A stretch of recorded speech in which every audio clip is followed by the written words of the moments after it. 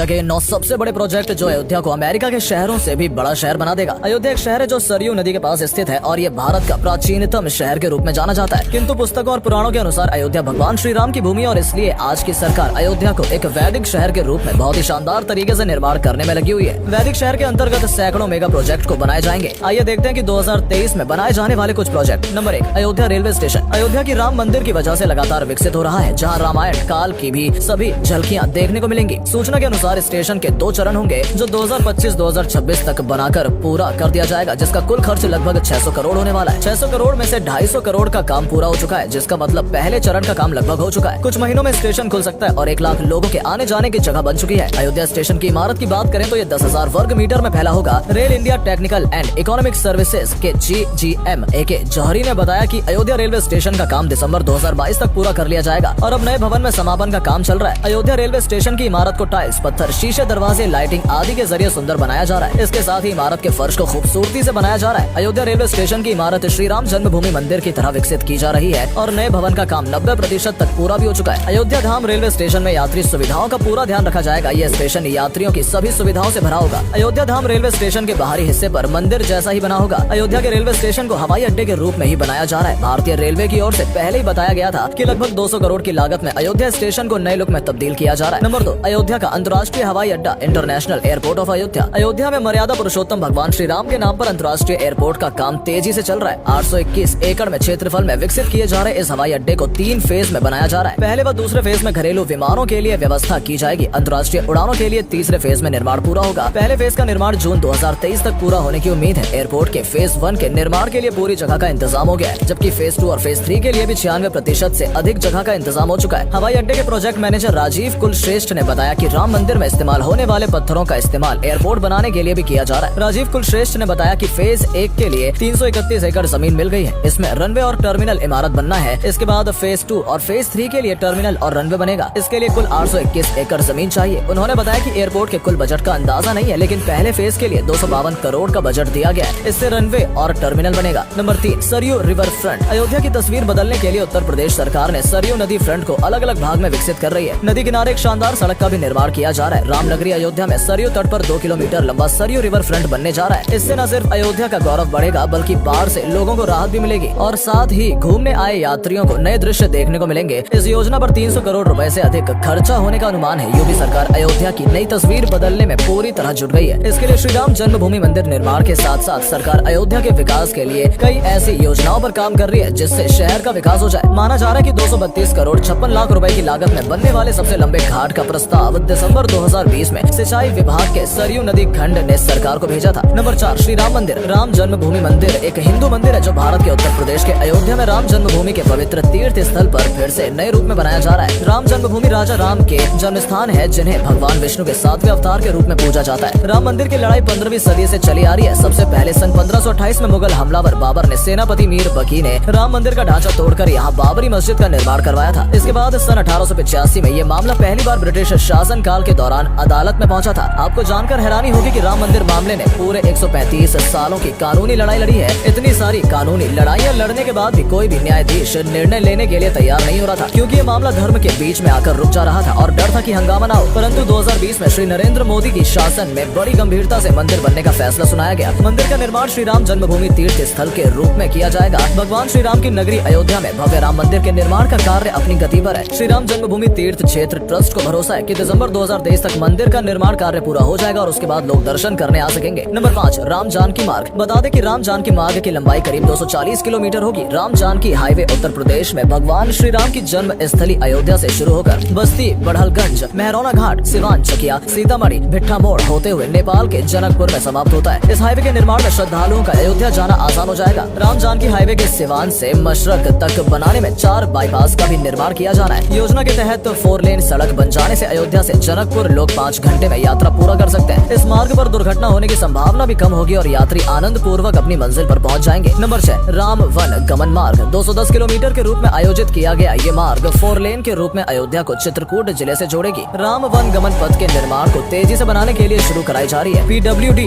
NH खंड के अंतिम सर्वे के अनुसार जमीन को खरीदा जा रहा है। प्रतापगढ़ के मोहनगंज से सितंबर से इसका काम शुरू हो जाएगा। दरअसल माना जाता है कि अयोध्या से श्रीलंका तक की 14 साल की यात्रा में श्री राम ने करीब 3300 किलोमीटर का सफर सफर तय किया। इस बीच लगभग 248 ऐसे प्रमुख स्थल थे जहाँ उन्होंने या तो विश्राम किया था या फिर उनसे किसी का कोई रिश्ता जुड़ा। आज ये स्थान धार्मिक रूप में राम की वन यात्रा के रूप में याद किए जाते हैं। 2015 में केंद्रीय पर्यटन मंत्रालय ने रामायण सर्किट बनाने का ऐलान किया था। नंबर 7, 84 कोस परिक्रमा मार्ग। केंद्रीय सड़क परिवहन मंत्रालय ने अयोध्या के 84 कोसी परिक्रमा मार्ग को राष्ट्रीय राजमार्ग घोषित कर दिया है। 84 कोस परिक्रमा मार्ग का निर्माण 6 फेज में किया जा रहा है। 84 कोसी परिक्रमा मार्ग के लिए 30 मीटर के बजाय 45 मीटर की चौड़ाई में भूमि लिया जाएगा और इस मार्ग की लंबाई 236 किलोमीटर है, जिसमें 5 जिले आते हैं। इसमें बस्ती, गोंडा, अयोध्या, बाराबंकी और अम्बेडकर नगर शामिल है। इससे धार्मिक स्थल पर विकास संभव हो सकेगा और रोजगार के नए अवसर भी खुलेंगे। इन सभी स्थलों का स्वरूप बदल जाएगा। राम नगरी के संतों ने भी ऐतिहासिक परिक्रमा मार्ग को राष्ट्रीय राजमार्ग घोषित किए जाने पर काफी खुशी जताई है। नंबर 8, श्री राम मूर्ति। 2017 में योगी जी द्वारा घोषित किया गया मूर्ति नव अयोध्या का एक हिस्सा है। 24 नवंबर 2018 को मूर्ति के रूप को पूरा करके 2022 तक खुलने होने की बात कही गई है, लेकिन आज तक इस मूर्ति को बनाने का कार्य शुरू ही नहीं हो पाया था। परंतु 2023 में इसका काम शुरू हो गया। अयोध्या में लगने वाली प्रभु श्री राम की 251 मीटर ऊंची मूर्ति बन रही है। 2000 कारीगर इसे गाजियाबाद के साहिबाबाद की एक फैक्ट्री में तैयार कर रहे हैं। बनने के बाद ये मूर्ति करीब 660 किलोमीटर की दूरी तय करके अयोध्या लाई जाएगी। इसकी आकृति पद्म भूषण राम सुतार ने तैयार की है। राम सुतार के बारे में भी आपको बताते हैं। स्टैचू ऑफ यूनिटी के रूप में सरदार पटेल की 182 मीटर ऊंची मूर्ति को इन्होंने ही तैयार किया है। श्री राम मूर्ति का पत्थर नेपाल से लाया गया और वो पत्थर माना जा रहा है कि हजारों साल पुराना है। नंबर 9, नव अयोध्या टाउनशिप प्रोजेक्ट। अयोध्या में नव्य अयोध्या का निर्माण किया जा रहा है, जिसमें इस टाउनशिप में 29 राज्यों के लिए अतिथि गृह का निर्माण होगा। इसके अलावा 80 अंतर्राष्ट्रीय भवन होंगे जिन्हें अन्य देश अपने लिए ले सकेंगे। इसे विश्व स्तरीय पर्यटन नगरी बनाने का काम भी जारी है। इस तरह से नव्य भव्य अयोध्या का निर्माण होना है। यूपी आवास विकास परिषद को इस नए अयोध्या को तैयार करने की जिम्मेदारी मिली है।